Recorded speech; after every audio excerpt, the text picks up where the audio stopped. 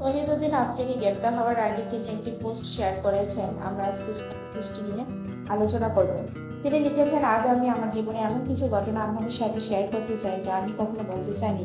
কারণ এসব বললেই অনেকেই নাম চলে আসে, কিন্তু আমি কাউকে দোষারোপ করতে চাই না, শুধু আমার নিজের অভিজ্ঞতাগুলো আপনাদের সামনে তুলে ধরতে চাই। বাংলাদেশে যখন কোটা আন্দোলন শুরু হয় তখন আমি ছিলাম দুবাইতে। আমি ঘোষণা দিলাম যে দেশে ফিরে ছাত্রদের পাশে দাঁড়াবো।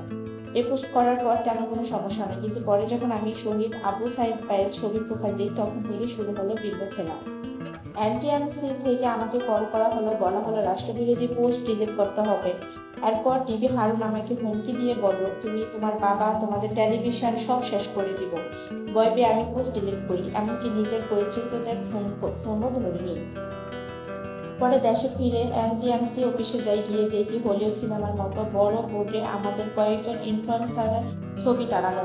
তাদের কথা ও আচরণ আমি বুঝে যাই, যদি তাদের বিরুদ্ধে যাই তাহলে সব শেষ। এক এজেন্সি আমাকে বলে, রাষ্ট্রের ক্ষতির কথা তুলে ধরতে হবে, কিন্তু ছাত্রদের বিরুদ্ধে যাওয়া যাবে না।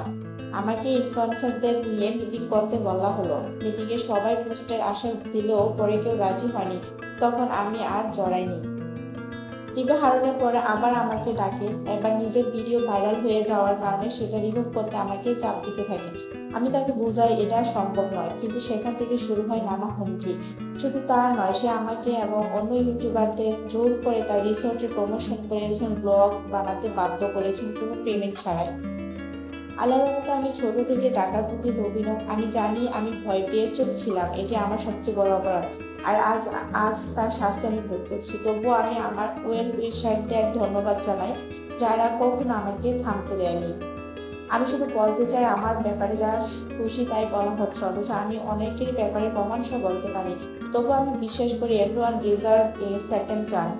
তাই দয়া করে আমাকে এমন জায়গায় ইনভলভ করবেন না যেখানে আমার কোনো সম্পর্ক নেই।